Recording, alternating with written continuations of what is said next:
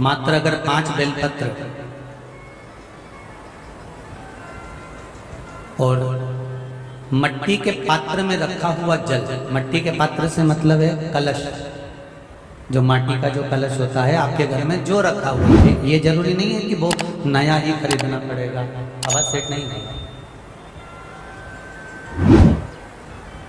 ये जरूरी नहीं है कि वो आपको नया ही कलश खरीदना है, नया ही आपको लेकर आना है, या नया ही आपको लेकर आओ। आपके घर में जो मट्टी का कलश रखा हो,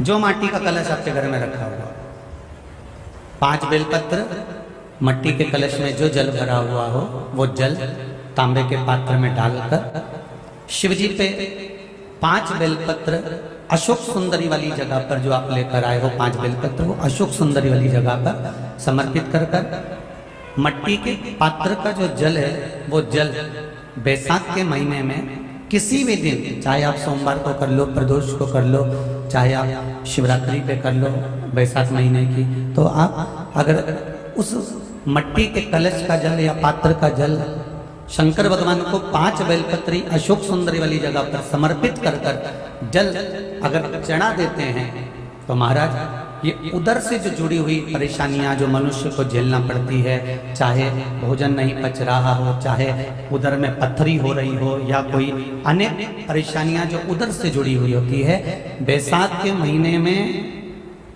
अगर प्रतिदिन मट्टी के पात्र का जल शिवजी को समर्पित करा जाता है, तो उदर से जुड़ी हुई सारी समस्याएं अपने आप धीरे धीरे समाप्त होने लगती हैं। उदर से जुड़ी हुई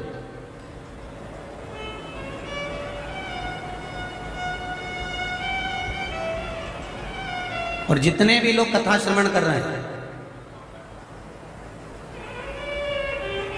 चाहे आस्था चैनल पर सुन रहे हो, चाहे फेसबुक यूट्यूब पर सुन रहे हो, चाहे इस पावन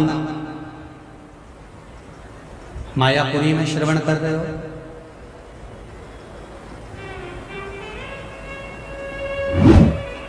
बैसाख के महीने में बेलपत्री की जड़ के नीचे, बेलपत्री के वृक्ष के नीचे 1 लोटा पानी चढ़ाने का नियम बनाओ। रोज नहीं चढ़ा सकते, सोमवार की सोमवार चढ़ाओ। सोमवार को नहीं चढ़ा सकते तो प्रदोष के दिन चढ़ा लो। प्रदोष को नहीं चढ़ा सकते तो जो बैसाख के महीने में शिवरात्रि आएगी, आप उस दिन भगवान शंकर को बेलपत्री के वृक्ष के नीचे जल चढ़ा लो। क्या होगा उससे? शिव महापुराण की कथा कहती है, बैसाख के महीने में तुलसी की अर्चना और बैसाख के महीने में बेलपत्री की अर्चना, ये दोनों अर्चना करने से, पूजन करने से, जल समर्पित करने से घर में कभी संपदा की कमी नहीं होती, वहां वैभव बढ़ता है।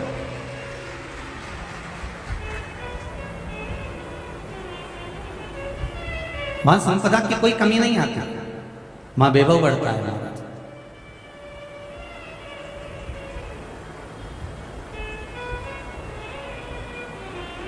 प्रयास करो आप कि बैसाख का महीना आए और हम लोग भगवान शंकर का आराधना करें, भगवान शिव की भक्ति करें, और वो भक्ति में केवल विश्वास हो, दिखावा नहीं।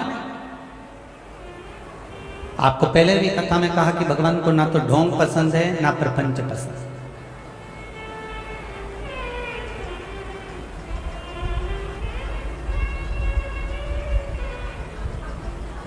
शिव जी के मंदिर में ना पट होता है, पट मतलब दरवाजा, ना कपट होता है, शिव जी को आता ही नहीं, और ना शिव जी को झंझट होता है। ना पट है, ना कपट है, और ना झंझट। शिव को ये प्रिय है ही नहीं।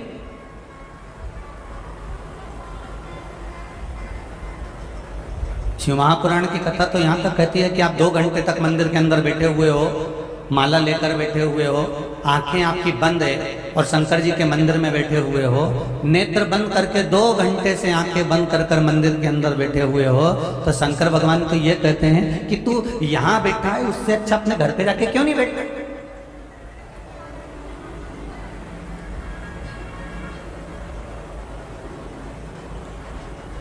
पहले भी कथा में कहा, राम मंदिर में बैठने की जगह होती है, कृष्ण मंदिर में बैठने की जगह होती है, देवी जी के मंदिर में बैठने की जगह होती है, सारे देवी देवताओं के मंदिर में बैठने की जगह होगी, पर शिव जी का जहां गर्भगृह होता है उसके अंदर बैठने की जगह नहीं होती है, क्योंकि लोग इतना पानी ढोल कर जाते हैं कि साड़ी में ऊंची कर धीरे से जल चढ़ाना पड़ता है।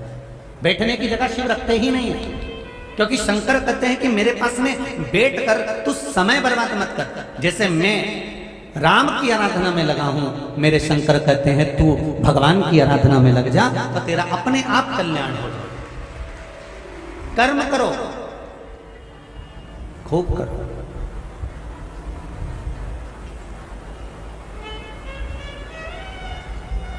कर्म करते करते आप भगवान का भजन करो, कर्म करते करते भगवत स्मरण करो, कर्म करते करते भगवत नाम कीर्तन करो, कर्म के साथ में जोड़ दो। भगवान ये भी नहीं कह रहा कि तुम काम छोड़ दो, दुकान धंधा पानी छोड़ दो, नौकरी सर्विस छोड़ दो और मेरे मंदिर में आकर बैठ जाए। राजा भर्तरी जब ठोकर खा गए तब हरिद्वार आ गए, ध्यान देना जरा।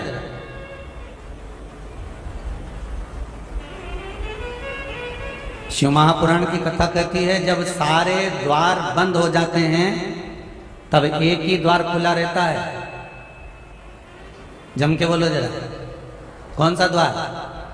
हरिद्वार।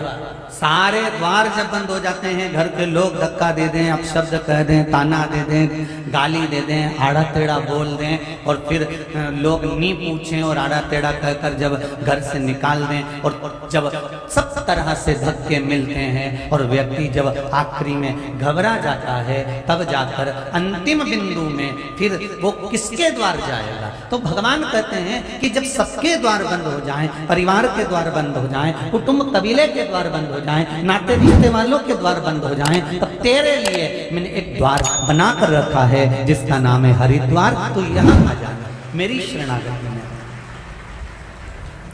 और मेरी शरणागति में आकर तो यहाँ आकर भगवान का भजन करना, कीर्तन करना।